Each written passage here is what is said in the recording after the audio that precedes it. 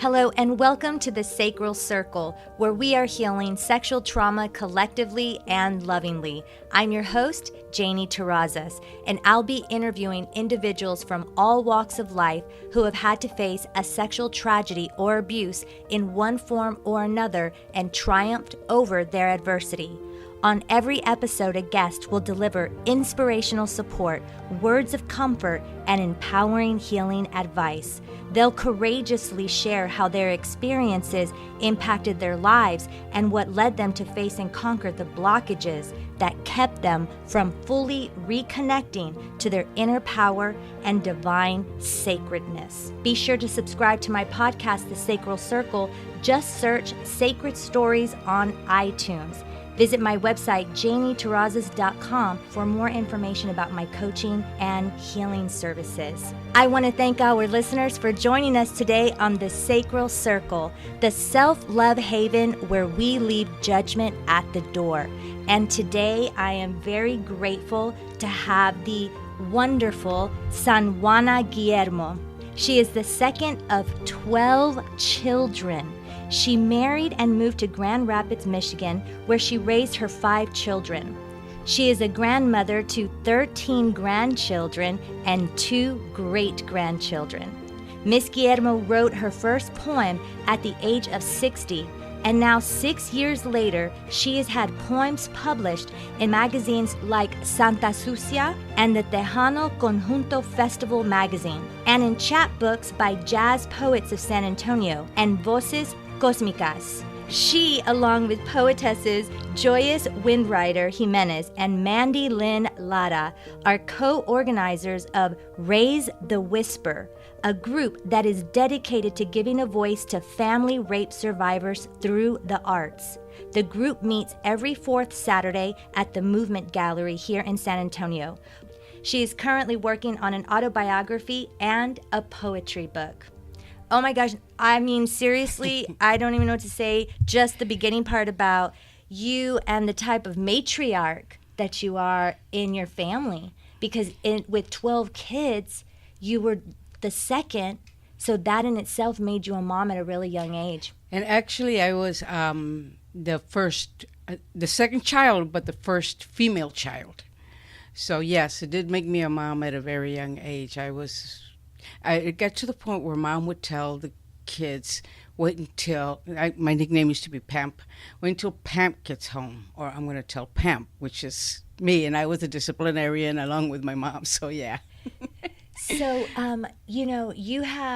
this is an interesting time in your life because, some people think in their 60s, it's like, oh, and this is like you really came to life in this part of your journey. Yes. And most would not know the darkness that you had to face as a child. So I know you have a poem. Mm-hmm. And Mandy, who was a guest, you guys worked together on Raise the Whisper. And in a little bit, we'll talk more about that. But she had started her episode with a poem.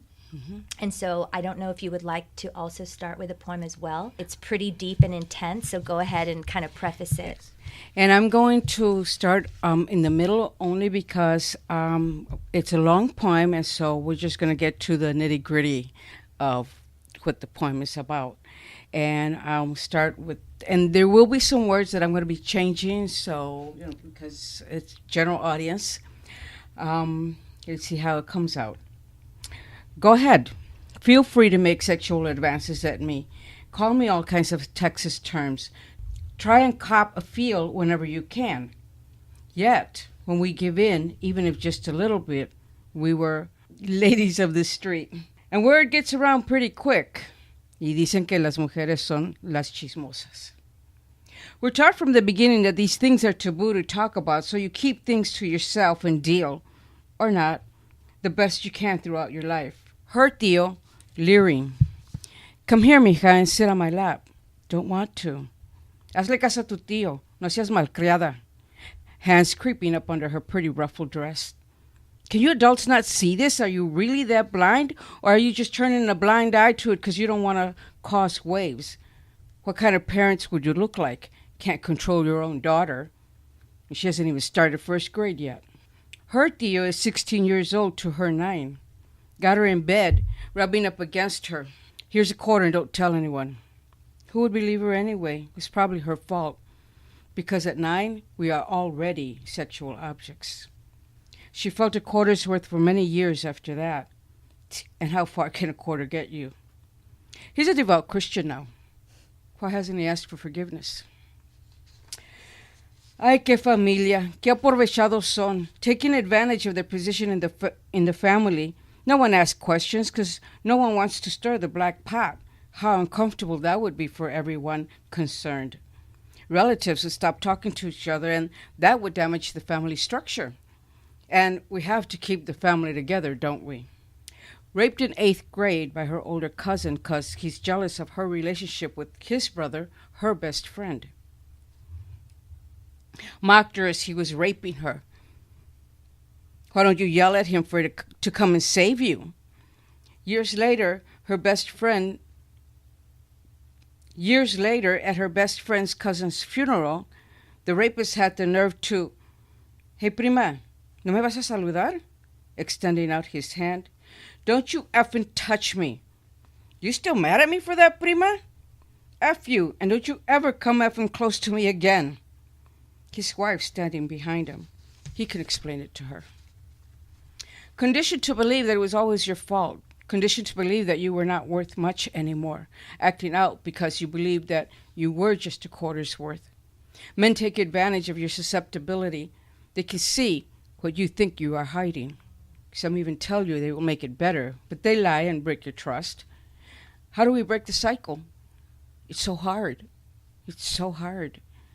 So many nights of crying, many days of struggling. You put on a facade of a strong woman. Now, don't take no shit, woman. I can do anything a man can do, and better, woman. But inside, you're an empty shell. Laughing on the outside and crying on the inside. No one knows. No one knows. Finally giving up and marrying to escape the fire, only to find out you jumped into the pot. Takes years and years to find your worth again and rise up proud. We've never lost the will. We just let it go dormant. We had forgotten the fight we had in us as little girls. It took all the strength we had, but we got up and we held our heads up high, and we survived. I'm over here like pumping my fists in the air. Yes. At that last sentence, when it's like those little girls that, you know, had that fight and that roar in them. It's so beautiful. I've heard it once before. It was extremely powerful. It was at another podcast with Kenyo. Yes. Yes, Kenyo is really great, and he's always supportive of the arts. Yes. And the arts are very healing. And, you know, one of the things that I think is really important is for us to discuss that, and that's what Raise the Whisper is doing. And I'm curious, just take the viewers back, and when did you finally start to address all of this? When did you start to see that it had robbed you of your voice and of your own self-worth and esteem? When I finally really felt it was just really like 3 or 4 years ago. I mean, I knew what had happened. I had talked to my sisters about it because I have I have 6 sisters. I have one sister who passed away, and then with me it was 8 girls. And so I had talked to some of my sisters about it, but really realizing the effect it had on me, I didn't realize it until like 3 or 4 years ago. And this poem, when I started writing poetry, I wanted to write this out, but I didn't know. I couldn't, you know, it was just, I couldn't bring it out. And then one day I was reading at an open mic at Barrio Barista, and a young lady came up and she was reading her poem, and I don't remember her name, and I don't even remember what she said that triggered it. And all of a sudden I'm just writing, and this is the poem that I wrote. So that started me looking at how it affected my life. One night, I was asleep. This was last year. I was asleep, and I woke up just crying. But by this time, we had started Raise the Whispers, and other things were coming to surface. And I didn't realize why I was crying. And then all of a sudden, it hit me. These situations that happened to me as a young girl, affected me deeply. And I didn't know that this was what was forming my life, making me be who I was, who I am, and realize that because of this, I am who I am today. Yes. So it's almost like at first when you come to the self-awareness, right? There's a healing process of the accepting of, like, it's almost the realization of how much it had a grip on you mentally, emotionally, and spiritually, right, as well as physically. Yeah. And so to go through the healing process can sometimes feel insurmountable. Right. You know, so, but I think you're very brave that you were witness to it and then did the work. And again, it's a process. Right. It's kind of like ever evolving. And for you, it was very cathartic for you to write this out. And all of a sudden, poetry just started to pour out of you, right, because of it. You said that you had other sisters. So of all the siblings that you had in your family, were you the only one that was dealing with this, or was this other cousins or anybody else in the family? As far as I know, I was the only one. My sisters never said anything to me. If it did happen to them, they probably are at the point where they still can't talk about it or deal with it. Yeah. So, I mean, it's hard. I just, this last year, made a special trip to Indiana and invited my siblings to talk about it. But my main concern was my brothers, because they didn't know. They didn't know any of this had happened to me at all. And I have 4 brothers. One of them passed away, so I had 3. My brother from Texas, had gone to visit with my older brother, and then my middle brother came, and you had set the intention to share what had happened to yes. you. And I felt like I had to for various reasons. One is I had to come clean. I had to tell them, because some of these people, like the one that I said, he's a Christian. He's very respected in the family. Okay, they hold him up, and I'm sitting here thinking, I can't say it, but yes. Yeah, you're like, you do not even know what happened, what this individual did to me. Right. And it's interesting that you bring up that word respect, because sometimes it is somebody within the family unit that is well respected, or a family friend who's well respected, and a lot of times people will say that about, like, especially about church. They'll be like, they're very well respected in church, right. and to be the individual that was victimized by that person and to see them revered almost adds like a more pain on top of what we've already been through, because it's like, you feel a sense of helplessness. Yes. And so what happened when you finally spoke to your siblings? Like, were they receptive? Because sometimes family members are not cool. They'll and other times they're like, oh my God, I'm so sorry this happened to you, and they're very compassionate. So what direction did it go with you? They were so supporting and so embracing. It was just, I didn't know what to expect, and it was like, scary. When I finally just told them, and I mean, my brothers are loving anyway. They're very loving people. And so it was awesome.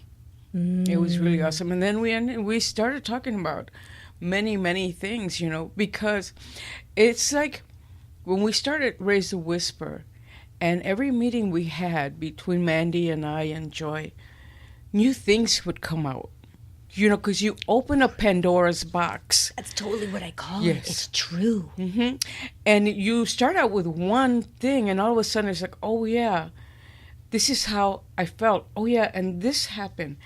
And you just, oh, that's why I felt the way I did. You start realizing all these things and how it, like I said earlier, how it affected your life. Yeah, it's like I always say, there's like this, almost like an octopus. So it has this head, which is the initial wound, or you have different wounds, right? And then there's like these tentacles, that kind of come off of it. And you have to figure out how is each of those tentacles impacting you. Yes. And then by one, Yes. starts revealing, healing, and sealing. Yes. And this was 3 incidents, right, that I just read about. One was when I was in third grade. The other one was I had just graduated from 8th grade. And then of course when I was little, very little, when I was about 4, with under the ruffle dress, I was about 4. And the cousin who raped me, when I told my brothers about him, they went like, "Oh, well, we're not surprised that it was him, because that's the kind of person he was." But see, what happens a lot of times is that's the thing about it being in the family, and stirring the pot, you know. There's so many different directions that we could go with this, but you were talking about the family and how they're almost keeping the secret a secret is extremely important to keeping the family structure in place, because if the truth comes out, then all of a sudden brothers are against brothers and tias or you don't know who's going to go on what side of the fence, and it starts to do a lot of splitting. And that, as a child, you're like, or even as an adult, you know, there's a level of guilt that you feel. Right. And that part I was going to say, okay, if that cousin did that to me and my brothers weren't surprised, then who else was there? You know, who else was there amongst all my cousins, and hopefully and prayerfully not his daughters? But you don't know. You don't know. And you just don't know. And you would mention also, I think in your poem, the idea of like turning the blind eye. Yes. And you know, interestingly enough, there's a lot of family members that do that, and that in itself creates trauma and stress within their own body. No matter how much they want to disassociate from it and or compartmentalize it and ignore it, it is living inside of their body. And on an unconscious level, every time they see them or something, there's that little voice, and they're not honoring it. You know? Yeah.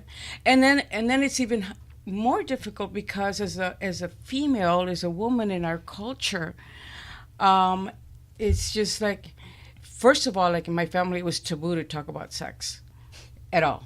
That's a whole nother subject. A whole nother subject. Right. Yeah. I'm the one that told my little brothers and sisters about the birds and the bees. Okay. And my dad was like, "Oh my God, what are you doing?" But yeah, so I was never talked about. When I got my period, they sent me to my aunt, who was a teenager. Oh, so my God. Oh my God! So it's like one kid teaching another kid. So but at least you got to speak to somebody. And then being the oldest, I got to tell my sisters. Of course, by the younger ones, my mom was a little bit more open, but not that much. But so anyway, we're always being told how to behave, how to control ourselves, how to speak and carry ourselves. I mean, every little thing about us is controlled. Oh, completely. Yes. I mean, I would love to do on another, it doesn't have to be the Sacral Circle, but just another conversation where we can kind of do a little bit of a round table about the sex wound that this society and our culture has, and particularly those wounds around the feminine. And we are conditioned, and you know, it's funny when you mention that, because we're given mixed signals. It's like, hey, you're here to please, and it's like, be pretty and be sexy. Hey, don't be sexy, don't have sex, you have sex, you're dirty. It's like, wait, what? Wait a second. You turn on the TV and you're looking at some of the Mexican television shows, and it's like they're, you know, they're caricatures of these women, you know. And don't get me wrong, I get the appeal. But the thing is, little girls that are growing up in these homes, they're seeing this, but then they're also, from a religious perspective, it's like that there's a lot of shame around it too. So if you're brought up in this environment and then these things happen to you, who are you going to tell? If they're asking you because some guy whistles at you, what did you do? what were you wearing? Yeah, it's your fault. It's like it's you my fault. did something. Yeah, I did something, whatever it was. And I remember one time, my dad, bless his heart, he changed. He started thinking different later. And he had said when he was already on his last days and we had a conversation, he said, Mija, it's just that we're ignorant. We're ignorant to a lot of, we're talking about several different things. He said, we're ignorant to a lot of things. He goes, and it's only through life that we learn that things are different. But he used to have this machismo thing of women. And I remember one day I had taken my mom shopping. And when we got out of the car, because I was already a teenager, we got out of the car and we're walking towards the store, and 3 guys are coming up to the store too, and they start whistling and catcalling before they even get close to me. And I just put my head down, like a good little Mexican girl. Yeah, exactly. We're not really taught, like you said, that roar that we have inside of us is so beat out. I get that that freezing of the voice. You can hear what you want to say to them. Yes. Yes. But you're like, nope, I can't because it's going to make it worse or it's not right. Yeah. Or it's a very becoming. Oh, yes. So anyway, I just kept ignoring them, and I walked into the store. They walked in behind us, and they still kept at it, and finally they just gave up and walked away. When we went home, my mom told my dad about it. And my dad said, well, what was she doing? What was she wearing? And you heard that. Did you hear that conversation? Yeah. And he said, my mom says, no, she put her head down. She didn't say anything. She didn't even look at them. He goes, oh, she must have done something. Ooh. But then, life gives you circles. You get conditioned into this. I ended up marrying somebody who thought the very same thing. Of course you did. Yeah. Of course. Yeah. We used to get into a lot of arguments and fights about, I walk in a store and some man looks at me and is, what were you doing? Were you flirting? Why was he looking at you like that? Yeah. But anyway, I'm not going to go off into that. Yeah, That's a whole nother story. Yeah, too. I know. It's essentially we're touching on this like toxic masculinity, right. and right. Not that women don't have their own things that we have to address that can be painful towards men, but this is definitely something that's been going on for a very long time, and it's gonna be us collectively coming together and having conversations, and I know it's we have like a huge mountain to climb with this, yes. But all we have is time, and we need to do this to honor the younger girls that are coming forward, to let them know, break the cycle, like just breaking the cycle. And that's why I moved to San Antonio, because I was going to work on me. When I came out here and found the poetry venue out here where I had just started and I was on fire, and then to have it raza and to not have to translate everything, That's amazing. I was blown away. I swear, every day I was laughing. I would be driving on the expressway just laughing because I couldn't believe, out of joy. Just joy and gratitude, like that laughter of life. And I would look around and go, oh, my raza, I found my tribe. You found your tribe. Mm-hmm. You found your tribe of women here, who can really understand your journey and are uplifting you and giving you opportunities to expand and continue to do the work that you're doing, that you're being called to do. And I think one of the things that helped me write my poem, that young lady triggered it, but she triggered it because it was all ready to be fired. And it was ready to be fired because when I came here, I was hearing other female poets, women poets, fellow, comadres, saying it in their poetry. And so it was like, oh, I can do that. Yeah, and it's that belief in self. Yeah, and I won't lose respect from people if I read my poem this way. Right. For the most part. Exactly. Of course, there's always people that are going to judge no matter what. That's true. But you have to get past those, and you have to just not let them hold you back. Right. It's like put your attention and focus on those that are in support of what it is that you're doing. Right. Because there'll always be people like you said. Right. And this poem, when I first wrote it, I read it. First, I read it to Barrio Barista, where it was mostly Mexican American women, and it was like, wow, you're talking about me. That happened to me. And then I went to another venue where it was mostly African American people, mixed. But I read it there, and when I came out, they kept, wow, you were talking about me. It happened to me.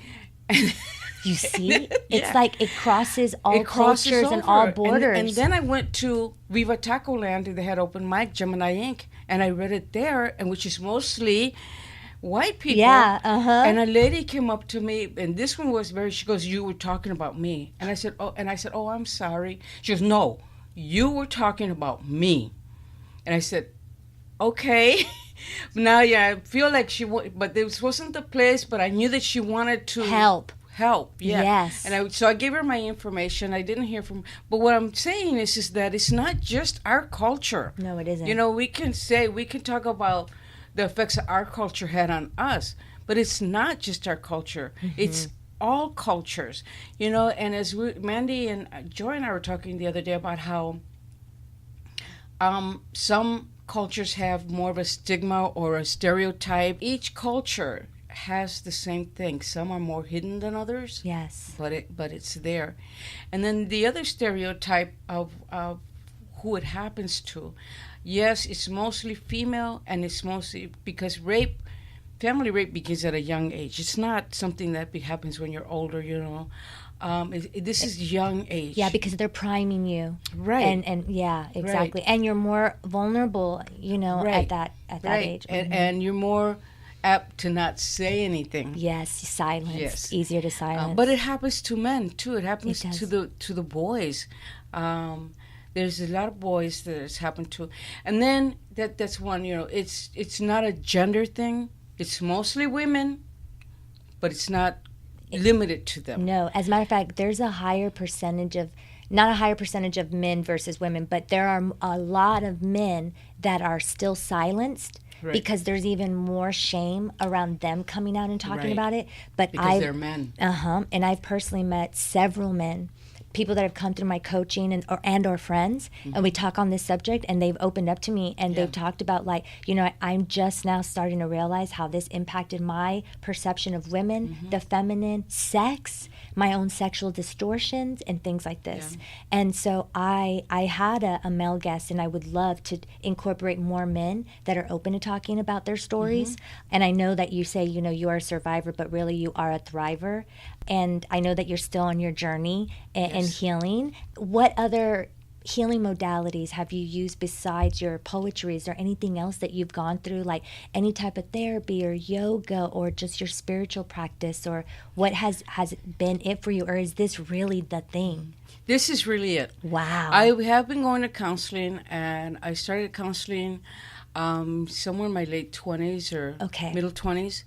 But like I said, I just really came to terms with that this was affecting. So that never really came up. That's amazing. And we would I would talk about my problems in my love life, my problems with my parents, and then I got married, and it was problems with my husband. But we never really talked about this. And I had one counselor for 10 years. The same counselor. We retired at the same time. Oh my.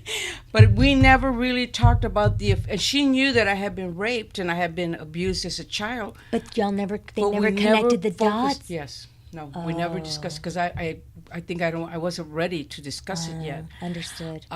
So yeah, it's pretty much been self-healing and poetry. But through this also, going back, when you had asked me how was I healing through this, and when I was 9, when I was in 3rd grade and I was being abused by my uncle. Did it happen multiple times? Yes. Oh, yes. So how long of a period were you? I don't remember. Okay. Yeah, we lived at that house from 3rd and 4th grade there.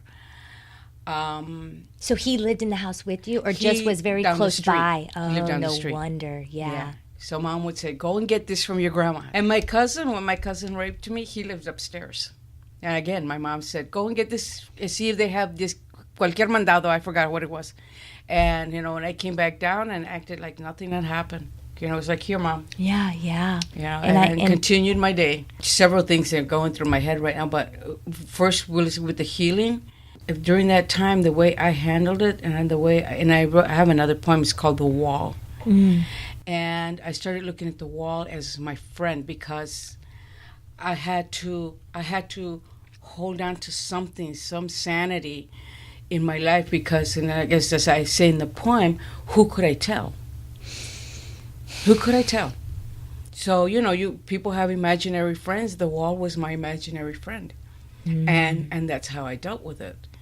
And that wall sort of became a symbol of my strength, so that I never let go of the wall. And at that time I clung to the wall and I would talk to the wall. But afterwards in my relationships, I was always, after sex or something, I would just roll up and go to the wall. When I got married, and it wasn't a very good marriage, it was a horrible marriage, I would roll up in my blanket like a burrito, and I would go to the wall. And so the wall was always my security. The wall was always my friend. I would like to read it. Yeah, please, okay? Please. Yeah, let's do. And this will be a beautiful way to wrap up the session. How are you this evening, wall? Are you ready for our evening talk? No matter where we lived, she always chose the side of the wall. She would have given them names, these walls that were her constant companions, the ones who heard all her hurts and confusion. She found out at the age of 5 that there were certain things you just didn't tell adults. Her uncle told her first. Another uncle reminded her at 9. That's when she met the wall. Young girl lies in her bed, so much to say but no one to listen, surrounded by people but all alone. Sister sleeping soundly beside her, too young to tell what she feels, and what she feels she cannot put into words. She didn't even know what this heaviness was that weighed her down. Only 9, and the weight of the world was already on her. In time, the wall became her best friend. She found comfort in telling it what she could not put into words, but they came out easy to the wall. If the wall could talk, what would have said to her? The problem was that the wall could not put arms around her as she cried out these feelings she didn't understand, so she would hug herself and move up closer. There was more coldness than warmth, but if she put a blanket between them, it wasn't so bad. After a good silent cry, the wall would sing her to sleep as she clung to it for dear life. She slowly stopped talking to the wall as she was growing up. In junior high, she told the wall, "I cannot talk to you anymore because this is what crazy people do. And I refuse to be crazy. That I will not abandon you completely. I will always be at your side. I will still cuddle with you at night, just silently this time." As time went by, she kept her words, even as she lay with her partners and then with her husband. When it was time to go to sleep, she wrapped herself in her blanket like a cocoon and cuddled the wall. Sometimes she even let the wall hold her while she cried herself to sleep. As kids, we reach out to anything that will help take away the pain. You might not understand, and it might seem weird to you, but it doesn't matter. It only matters to the child who will grow up to be confused as an insecure adult, trying every single day to get through another day. Many seem happy and are living good lives. Some seem to have conquered it and left it behind, but don't be fooled. The volcano is always bubbling inside. As the years went by, she built her invisible wall around her. She needed it to protect herself from the hurts and deceits that became part of her life. Sometimes she would let someone come through to the other side. Lovers, partners, husbands just could not understand and were fatal to her one too many times. Although she had best friends that always listened, she reached a point where she needed more. Counselors, church, God, self-awareness books, alcohol, drugs could not take away the self-hate she felt inside. She's still trying and has never given up, always putting on her happy face. She thinks back at the time of her one friend that never left her, who she knows will always be there for her, and she's no longer embarrassed, because if not for the wall, she might not have survived. you're a role model to a lot of a lot of women. And I want to thank you for your time and energy, because I know obviously you got a lot of grandkids and a lot of different things going on in your life. Yes. So I appreciate you being here. Please let people know how they can connect with you and what other information that you would like to share about Raise the Whisper, so if they want to follow you. They can find me on Facebook, and if you do try and befriend me on Facebook, just make sure that you let me know that it's because you heard this podcast. Ooh, okay. So because I don't accept it just yet anybody. Beautiful. Yeah. So mention the Sacral Circle if you message her, and how can they find you on Facebook? Let them just know. Juana Guillermo. Okay. Oh, there's two, but there's one picture with me and my daughter, and then there's one that's just me. Okay. So that'll be the one, just me. Okay. So spell your name for them, please. SAN space capital JUANA. Guillermo is GUILLERMO.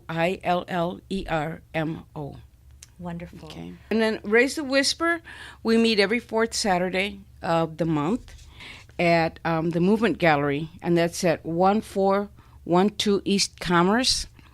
Raise the Whisper is a poetry and arts group focused on healing effects of the family rape and providing an environment of support with no judgment and of self-healing. Okay, and I co-facilitate that with Mandy, Lynn, Lara, and Joyous, Windrider, Jimenez. Yes. And it's co-ed. I know it's mostly women, but you do have the space for men. And also, we talked about the survivor. But survivor also encompasses not just the person who went through it, but the person who knew about it. It's true, because they need healing too. Yes, I met a gentleman who said that he knew his father was raping his sister the whole time, but he never said anything. When his sister passed away, because he's around my age, when his sister passed away, she passed away thinking she had kept this secret and that nobody knew. But he knew. So now he's dealing with the guilt of never helping his sister. Yes, and that's why this impacts, especially within families. There's so many different people that are affected by what happened, and they each have their own journey of healing that they have to walk through, because it haunts a lot of people.